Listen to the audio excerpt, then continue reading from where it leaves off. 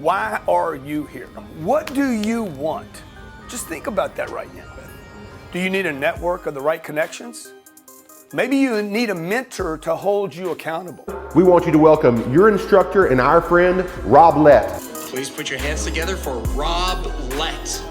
Ladies and gentlemen, bring to the stage, on your feet, Rob Lett!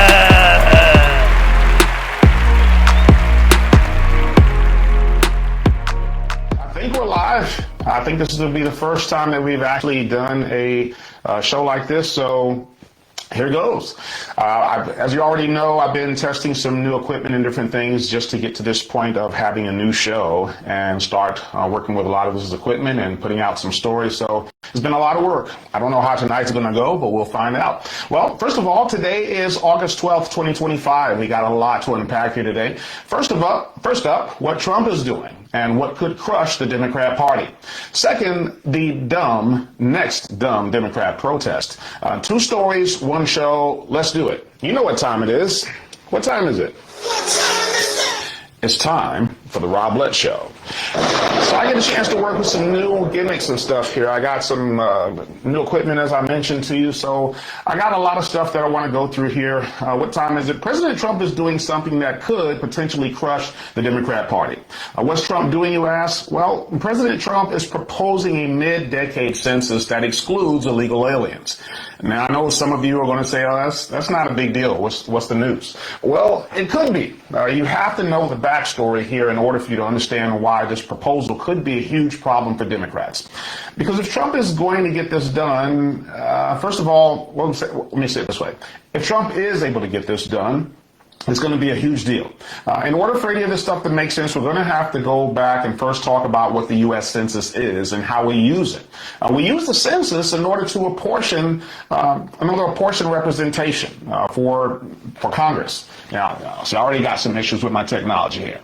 We use it to apportion not just Congress, but also to apportion funding, right? I see I already have an issue already starting off. Let me do this.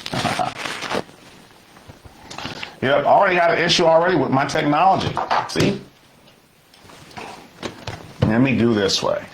Here's why this could be a potential huge problem. First of all, one of the things that I mentioned is that the U.S. Census is not just used, to apportion Congress, but to apportion federal aids to the states. So whether we like it or not, currently the government divides up the money and divvies out to the states based on the population of whole persons residing here.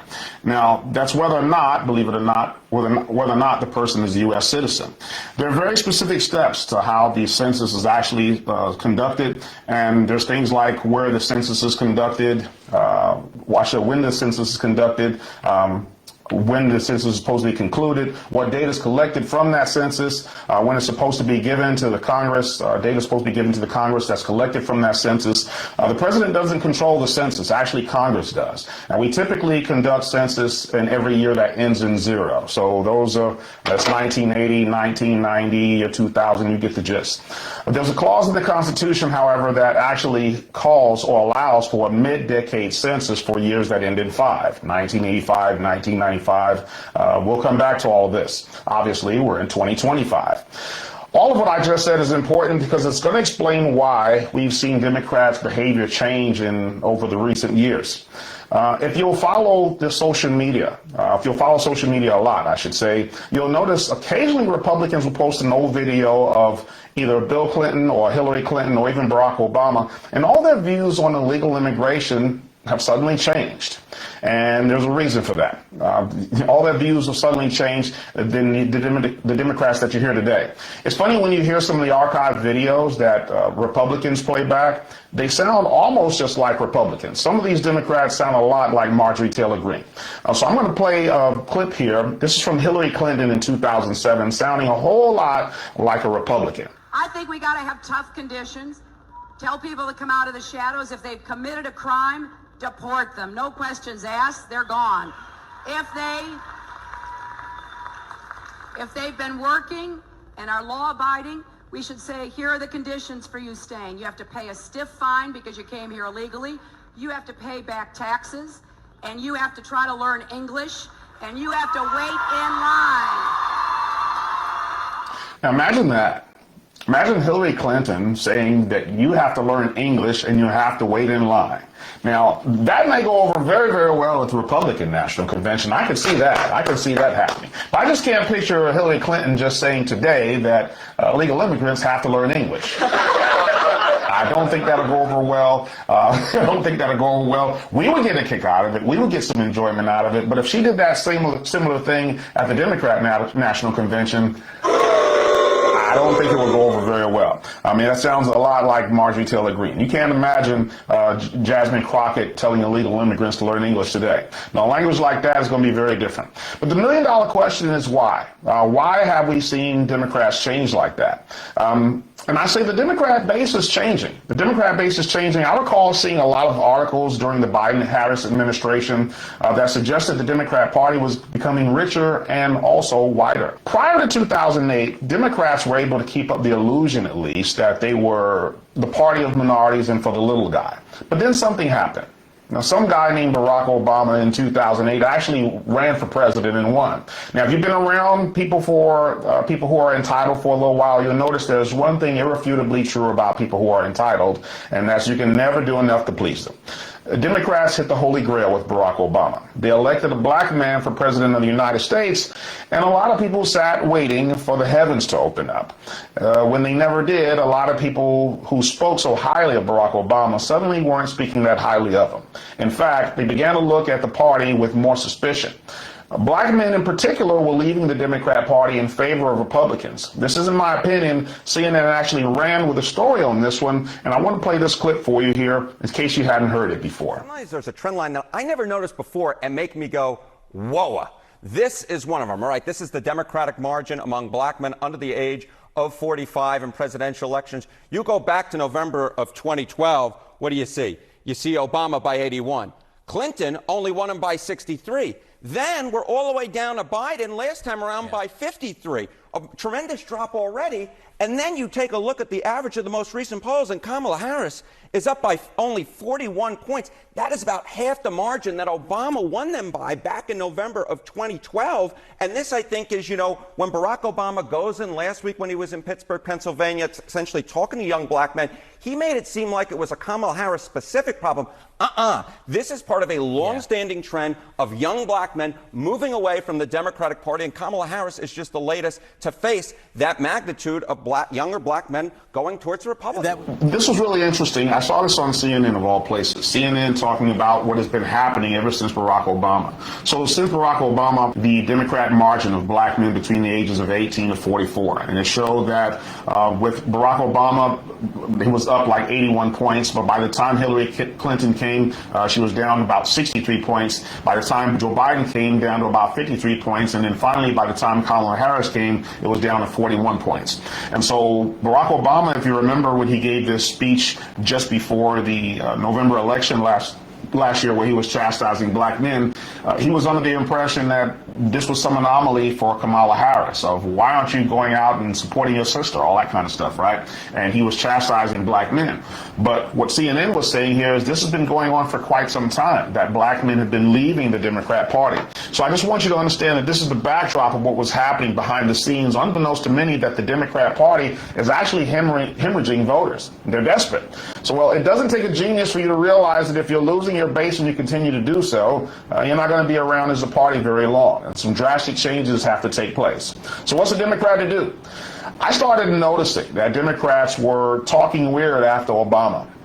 This was Stacey Abrams. Let me pull up a clip here. This was Stacey Abrams right around 2016 when she was running for governor. But the thing of it is, the blue wave is African American. Yeah! It's white, it's Latino, it's Asian Pacific Islander. Yes! It is disabled. It is differently abled. Yes. It is LGBTQ. Yes. It is law enforcement. Yes. It is veterans. Yes. It is made up of those who've been told that they are not worthy of being here. Yes. It is comprised of those who are documented and undocumented. Yes. Did you catch that last part? I don't know if you caught that last part. So let me go back and summarize what just happened here. So I just played for you back in 2007 when Hillary Clinton was running for president, And she's sounding just like a Republican. You got to learn English. You got to wait in line. If you're a criminal, we'll deport you. All that stuff sounding exactly like a Republican. But then after Barack Obama, I said that Stacey Abrams ran in 2016. It was actually 2018 when she ran for governorship. But this is after Obama now. I want you to notice how the verbiage has changed within the Democrat Party. Notice the last thing that Stacey Abrams says. She's got the whole crowd cheering with her, right? She's talking about the blue wave that's coming, and she's got everybody clapping. And then that last one, she slipped something new in that we hadn't heard from the Democrat Party before. Just listen to this last part again. They are not worthy of being here. Yeah. It is comprised of those who are documented and undocumented. Yeah. The blue wave is comprised of those who are documented and undocumented. That means illegal aliens. Illegal aliens are now able to vote. And this is the first time that we started noticing a shift. I'm mentioning all this stuff because I'm going somewhere with this. I got to lay out the whole background of how the Democrat Party has shifted right in front of people's eyes, and people don't even realize it. There's a reason why you find some of these old videos of Hillary Clinton, Barack Obama, Bill Clinton sounding exactly like Republicans, and then after Barack Obama, all of a sudden, the Democrats started hemorrhaging for votes. So I just wanted to make sure that you catch that, because they shifted their language. They're not even calling them, if you notice, they're not even calling them illegal immigrants anymore. They call them undocumented, right? Undocumented immigrants. It's funny how Democrats invent this new language, right? Undocumented immigrants, the unhoused instead of the homeless, right? They fixed all that stuff. Now they were just travelers without documents, right? They're not illegal immigrants. They'll invent a new word on you in a second. So suddenly, there were reports of rising illegal immigration under the Biden and Harris administration. There was a lot of playing dumb as to what was happening in the famous Lester Holt interview that you probably recall, where we're all familiar with, when Kamala Harris sat down, and she did this interview with Lester Holt, if you remember. This was right when Joe Biden was elected in 2020, and all of a sudden, the mainstream media was challenging. They were giving a little pushback to the Biden-Harris administration because they were talking about how there was a crisis all of a sudden with illegal immigration, and they were wondering what Kamala Harris was doing about it. And this is Lester Holt as he interviewed Kamala Harris. You're all familiar with this interview. Any plans to visit the border? At some point, we are going to the border. We've been to the border. So this whole thing about the border, we've been to the border. We've been to the border. You haven't been to the border. And I haven't been to Europe. Remember that? When she talked about going to the border. If you remember, Kamala did nothing to stop the flood of illegal immigration back then. The new phrase Democrats were championing now was root causes. Remember that? We're going to go through this whole thing of, what we're doing, the reason why you see all these immigrants flooding in right now is we're busy trying to discover what the root causes are of why illegal immigrants are coming here in the first place. It was really interesting. Kamala was studying the root causes of why people were coming to the United States. And in the end, if you remember, she flew all the way to Guatemala just to go back and tell them 3 words. Do not come. Do not come. Why didn't we think of that?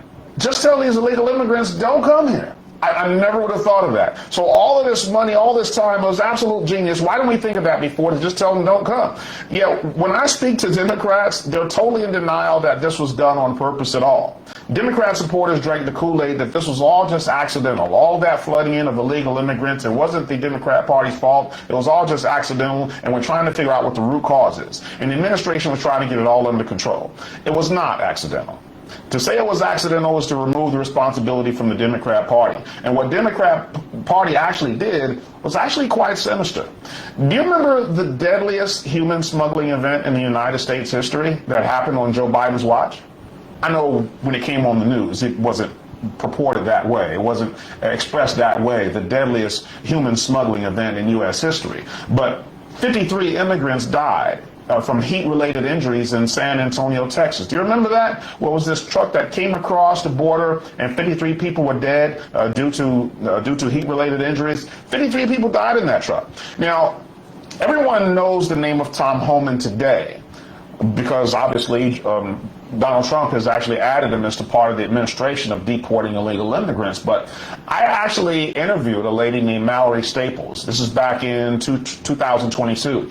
Mallory Staples I think she was running for the Senate or something back then, but she got invited by Tom Homan to actually be on the front lines. And I have this on my channel, my YouTube channel, we can check it out. But I actually did an interview with Mallory Staples, and she was talking about something very interesting when she got a chance to go to the border with Tom Homan. And this was just a little clip from when she was on my show. To be honest, the cartels running the show down there, they weren't super interested in hurting us because we weren't stopping the process. We were there more observing. Right. And they even told us that the numbers are so high right now with the illegals breaking into the country that and I mentioned how demoralized our Customs and Border Patrol agents are, that the cartels and the Border Patrol agents will communicate, and the Customs and Border Patrol will call and say, how many are you sending over tonight? Like, how many are crossing?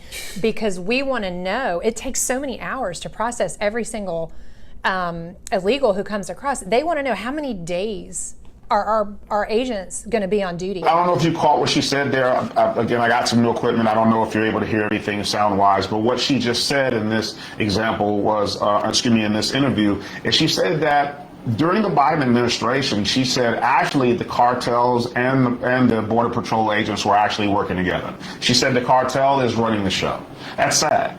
It was it was accepted so much to the point that literally the border agent patrol would just say, hey, ask the cartel, how many of you are sending over tonight? Because I got to let my guys home. Guys go home. They have families, whatever. We don't want to keep them all night. We got paperwork that we have to process. So let me know how many illegal immigrants you're sending over tonight. That's why I say when Democrats look at this as though this was something accidental, it was not accidental. They're actually in cahoots to say, look, we've got to figure out how to account for this deficit of voters that we're losing to the Republican Party, and the only way for them to be able to do it was to import a new voter base.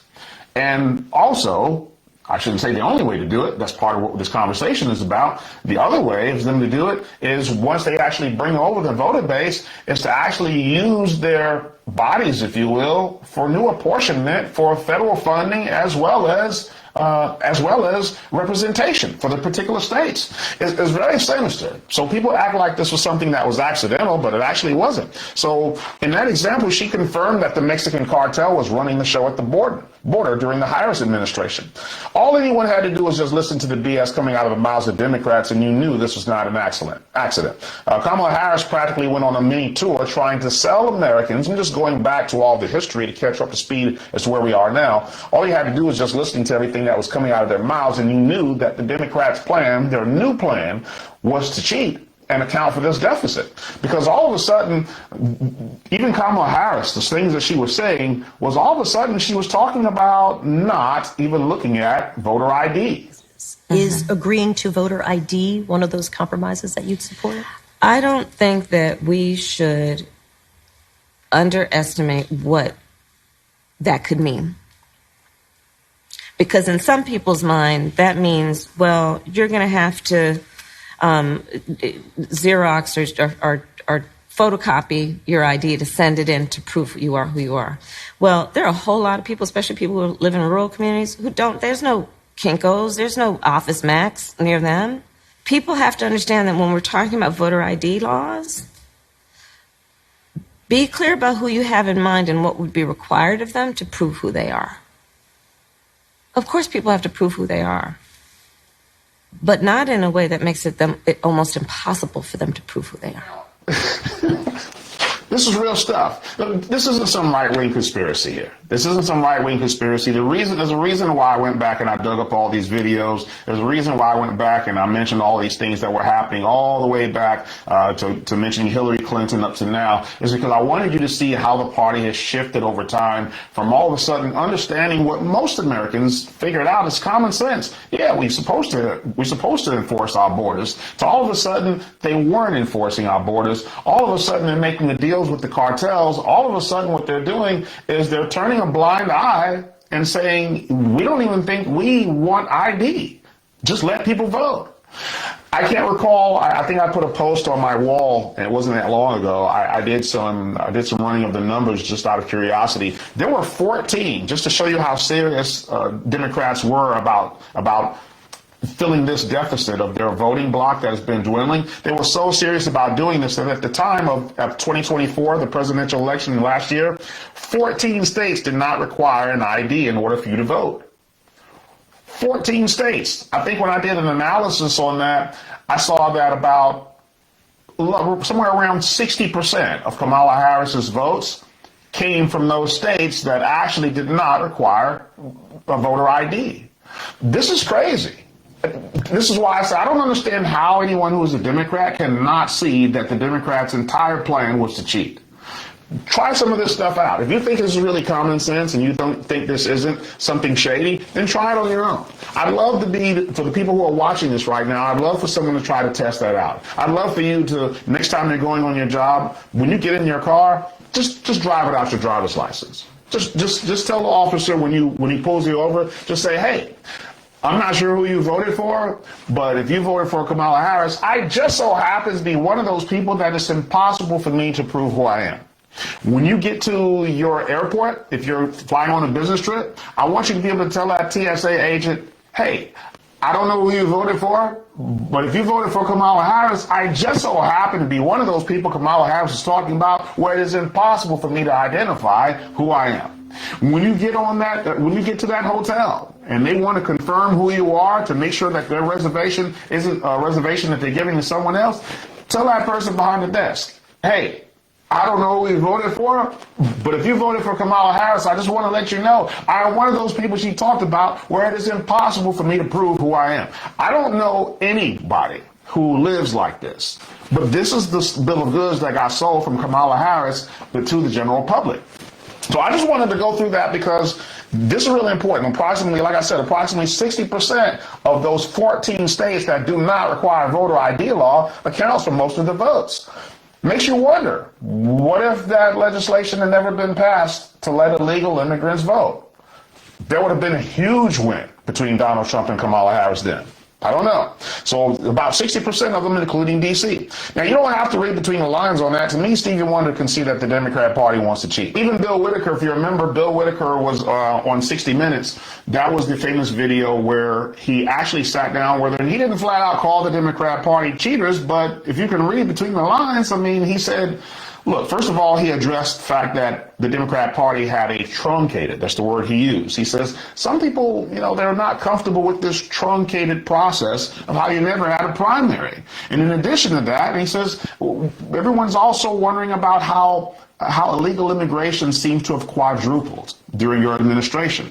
He didn't say it doubled. He didn't say it tripled. It quadrupled. How in the hell can you call yourself enforcing the border security and illegal immigration quadruple from the last administration? What has happened so dramatically that all of a sudden it's quadrupled? They're trying to get a new voter bloc. And I'm going to show you the reason why, I'm sure you're getting by now, the reason why Donald Trump is saying he wants a new census that excludes illegal immigrants, but we're also going to talk about what some of the challenges are here.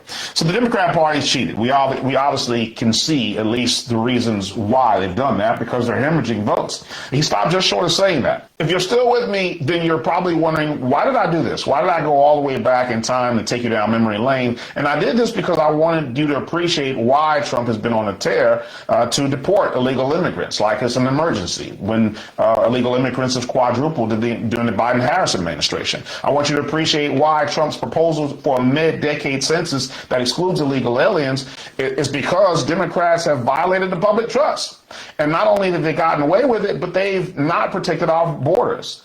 It was their job to do so. They received federal funding, they received representation from a fraudulent census that they orchestrated, and they've allowed 14 states to turn a blind eye to it when they already knew that illegal immigrants were voting in our elections. We've even got Democrat judges like Hannah Dugan that actually helped an illegal immigrant escape. This is crazy. Escape while they're invading our country. So the mainstream media, they've gone out of their way to paint Trump as crazy, right? Let me see if I can pull up up this next one here. They've gone out of their way to paint Trump as crazy. They want him to bend the knee, that somehow he lost these past elections. And what I love about Trump is that he's never bent the knee on this to say that he's lost. Anytime he's kind of even implied that maybe he's lost elections, he follows it up with, yeah, they say that I lost, but I didn't really lose. And this is him on Meet the Press, and it's with Kristen, what's the lady's last name?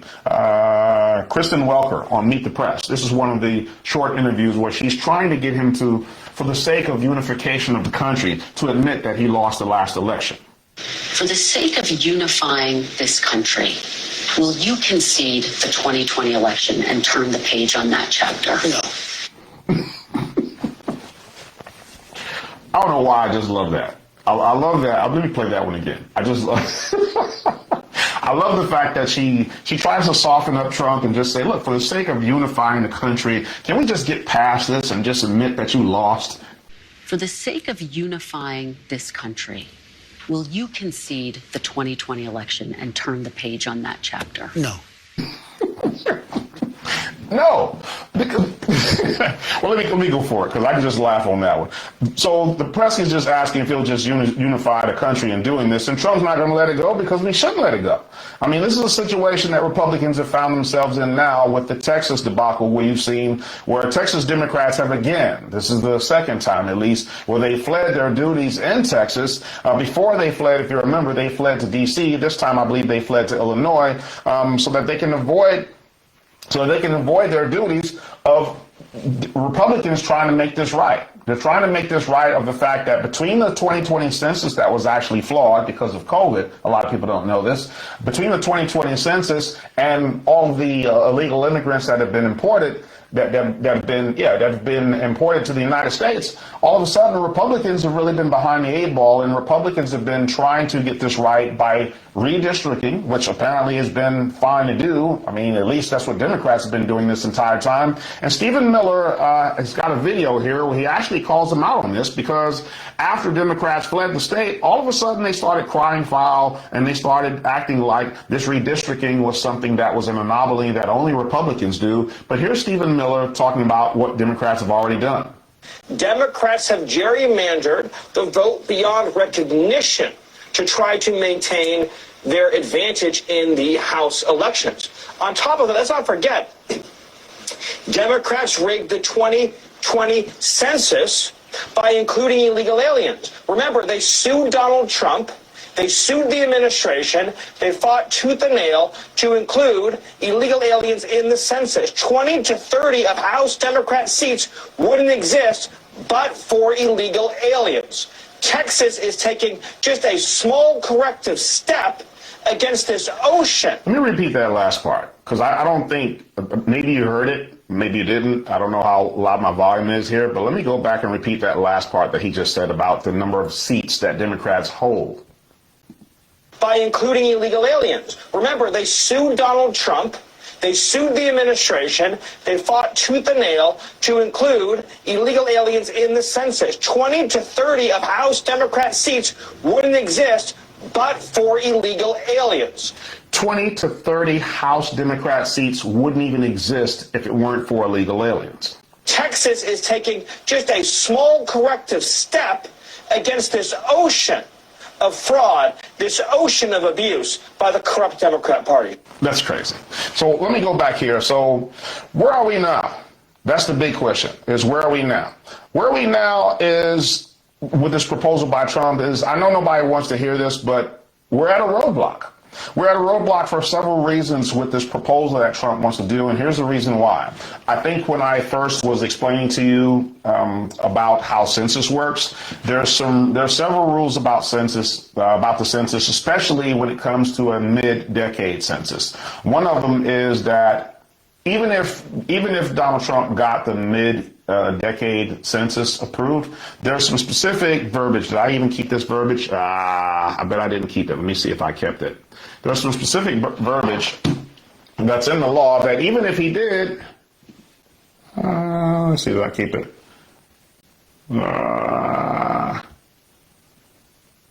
Yes. So this is specific version, a specific verbiage that is in the, I guess, in the Constitution and in the statute for mid-decade census. It's not going to matter. So if we're thinking that we're going to get this mid-decade census approved, it's not really going to matter, because if you do a mid-decade census, it says, and it's clear verbiage, it says information obtained in any mid-decade census shall not be used for apportionment of representatives in Congress among the several states, nor shall such information be used in prescribing constitutional districts. In other words, so even if he actually was able to get the mid-decade census funded, which is not going to happen for several reasons, which I'm about to go through, it's not going to make a difference, because he can't use it to do all the things that Democrats used it for, right? He's not going to be able to right the wrong of the funding. He's not going to be able to right the wrong of the apportionment for representation. That only occurs in the census that's done every 10 years. So there are several challenges that Trump faces, and I'm only mentioning this because if you see that this doesn't get corrected, or if there's a challenge to being corrected, it's not Trump's fault. It's a lot of the stuff that happened during 2020 that Biden actually, there was, when Trump left office, there was something regarding the census that was still outstanding, and Joe Biden completed that settlement of that case. And the way he completed it, I think it's called a consent decree. And when he completed it, that was part of the new legislation going forward, is that you could actually count illegal immigrants as part of the census. So these are the roadblocks that Trump is up against. One, it's about $15 billion to even conduct a census, first of all. So the only way he's going to be able to, if Trump were to get another census done, which there's a possibility that he can get another census done when they do a new reconciliation for later on in this year, he can add that into Congress, and then Congress pay for it. But then again, if it's a mid-decade census, which that's not going to happen for several reasons. One, because it's not going to change anything anyway. Two, the mid-decade census. Your census is supposed to start in April and be concluded by September. We're already in August, and it hasn't even started. There's several reasons why it's just not going to happen. So anyway, long story short, if he is able to get that funding for the census, that funding for the census won't happen until that 2030 census. So I'm just laying out the foundation to just say, at least this is on Trump's radar, because, let me go back to my notes here. This is at least on Trump's radar because there were two things, at least, that was keeping the Democrats afloat. The one thing that's been keeping Democrats afloat is the fact that they've been importing illegal immigrants, and they've been using that in the census to get them new funding, and they've been using that in the census to get them also representatives. You heard 20 to 30 Democrats in the House that shouldn't even be there. But then the other part is the fact that these illegal immigrants can also now vote. Trump has already been addressing the second part of that, of allowing those new Democrats, those illegal immigrants to vote, because he's been deporting them like crazy. He's even encouraged them to self-deport. So this is the reason why Democrats are really nervous on one end, because Trump is deporting all of their new voting bloc. So the reason why I said this is one of those things that Trump is stumbling upon, if you're unaware, that could crush the Democrat Party, is because there's only two things that's been keeping Democrats afloat. One is the fact that those illegal immigrants have been allowed to vote, and Trump is deporting them in droves. That's the reason why he's been on a tear ever since he got into office with Tom Homan. But then the other element is the census, which Trump is trying to address now. But he just hasn't, because his term only runs up until 2028, he has no choice but to do a mid-decade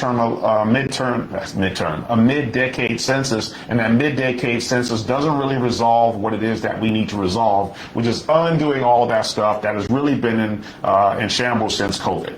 So that's really what I was trying to go through here. Sorry, tonight is kind of going haywire here. I got you know how technology is. It's either your friend or it fails or whatever it is. So I still got to figure out some ways to get it to work seamlessly. So I'm doing my best to just salvage some of the notes that I got here.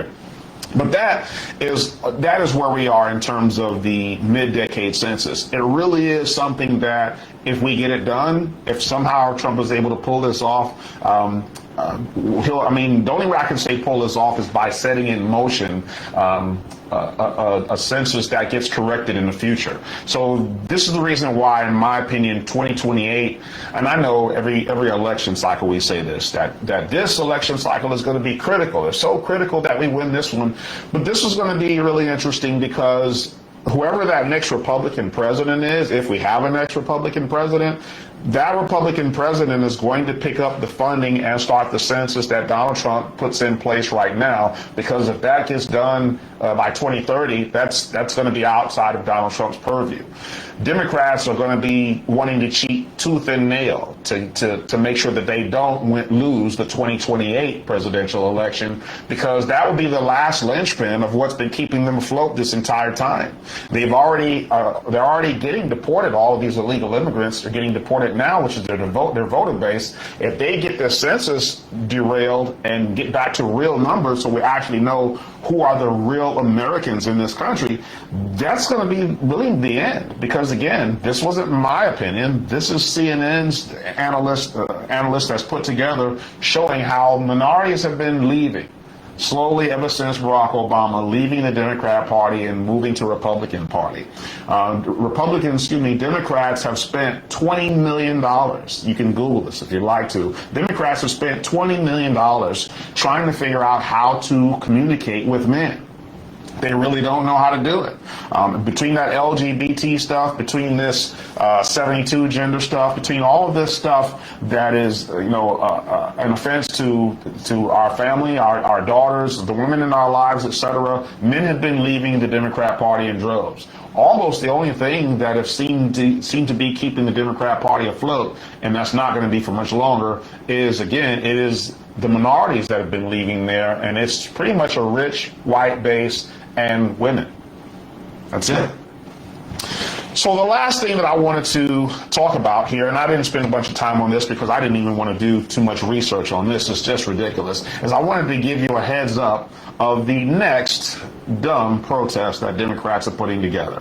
And I just happened to be on X. Let me shift here for a second. Let me see if I can pull up this video. Pull up the video before I get here. Yes, I do wear glasses to read. Let me see if I can pull it up. So I happened to be on X, and I saw, the only reason why I'm even bringing this up is because I happened to see that, of all people, Rosie O'Donnell was getting behind some new movement that's supposed to be coming now. And this new movement, I don't know the black guy's name who's supposed to be running this, but it's supposed to be something blackout the system. They're asking for a nationwide blackout. And so let me let you hear a little bit of this video that I saw on X. I'm calling all 340 million. I'm calling all 340 million United States citizens to action. It's time for a blackout. September the 17th is Constitution Day, and I think this is the perfect day for a blackout. What do I mean by blackout? I mean black out the system. Right now, the U.S. government is making decisions using our tax dollars, doing things that we do not agree with. September the 17th is Constitution Day, and we will not. This is what burns me up about the Democrat Party and the people who are following it, the Democrat supporters, that they don't get this. Let's go back. I know you guys probably hate that I do that all the time. I like to go back in history, because if you go back in history, you're supposed to learn something from history, and a lot of us don't. If you go all the way back to the days of Jesse Jackson, I'm sure it goes back before then, but I'll start with Jesse Jackson and his Rainbow Coalition. You notice you don't really hear much about, that Jesse Jackson, those... Back up. This is blackmailing, this racketeering strategy that he had back then.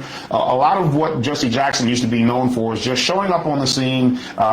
Anyone showing any signs of discrimination, supposedly showing some signs of discrimination, or if you didn't have enough black people, if you didn't have enough minorities or whatever it is on your workforce, Jesse Jackson would show up with his protesters, and it got to the point where everyone started figuring Jesse Jackson out.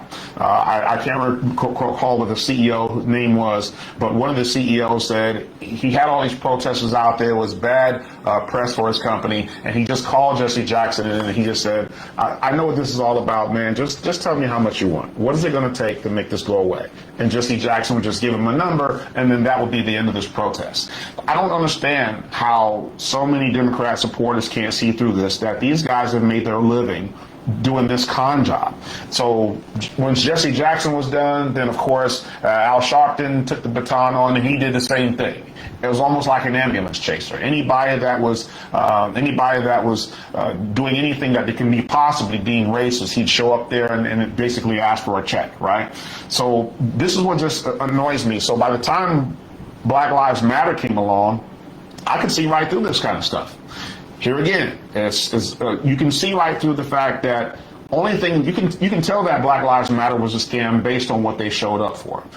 They didn't show up for the name Black Lives Matter. You would think if they really cared about Black lives, you would think that the events that they would show up to is they would be in cahoots with the police department to say, hey, tell me about the places where you see the most lives being lost. Drug dealing, gang activity, whatever it is. Tell me those areas, and maybe we can do something where it's a community outreach between the police department, the black communities, and Black Lives Matter. That's what you would expect for a group called Black Lives Matter. But most of us who were educated could see through this because it was like they never cared about the gang activity. They never cared about all the things that could actually save black lives. They never cared about anything that they knew black people would get mad at them about if they brought it up. They're only interested in the things that black people would, want to tear the city down, and then it would make big news, and then you want to do a fundraiser for it, and that's where the big money is. And we now, in hindsight, everyone can see what happened with that money from Black Lives Matter, that it went to buying mansions, it went to paying for strip clubs, it went for doing all the things that had absolutely nothing to do with the namesake Black Lives Matter. So I'm mentioning all this to say that this guy here has got this thing, Black Out the System, which basically if you go to their site, I'm on their site right now, it says the reason why we're going to black out the system is because he says we want no dictatorships. We want to say no to dictatorships, no to corporate greed, no to blind obedience, no to racism and oppression, no to fascism. This is a bunch of BS. This is a bunch of BS because we just had a No Kings March that was just a few months ago. What was that, just July? We just had a No Kings March, and they're talking about no kings. I'm like, duh, that's kind of how the United States was started to begin with, because we didn't believe in any kings. The other thing is, it amazes me how people are so up in arms, or claim they're so up in arms about fascism, but again, your own party didn't have a primary. You're up in arms about dictatorships, but your own party didn't have a primary. I mean, I can sit here and I can tell you the people that are part of our primary. I can tell you the Doug Burgum. I can tell you the Chris Christie. I can tell you the Vivek Ramaswamy, the Nikki Haley. I can go on and on and on, but you can't tell me the person that Kamala Harris beat in order to become the Democrat nominee. It's some amazing times and some scary times, but I just wanted to at least, again, another test of my equipment here and go through doing my first show. But that's the thing that's coming down the pike. And here's what did I do with Rosie O'Donnell. Here's Rosie O'Donnell. What this guy is asking everyone to do is to just make a video, and all they're supposed to say is black out the system. And here's Rosie O'Donnell just saying what she's been told. Black out the system. Black out the system. That's what they're all supposed to do, because on September 16th through the 19th, I think it's September 16th through the 19th, is that the dates here?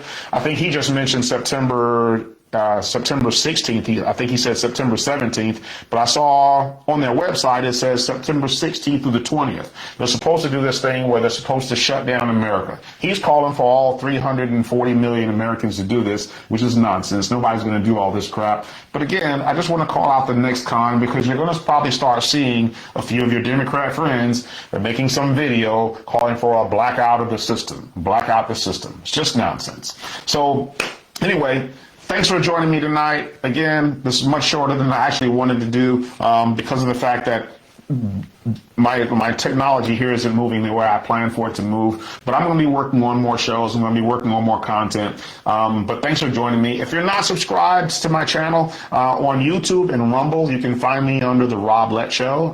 Just my name. You're probably looking on my page right now as The Rob, R-O-B-L-E-T-T, Rob Lett Show. I'm on YouTube and Rumble under The Rob Lett Show. And on Facebook and X, I'm actually Rob the Speaker. So if you're not subscribed to my channel, please like, subscribe, share the content, and I'll see you around. Cheers to your freedom.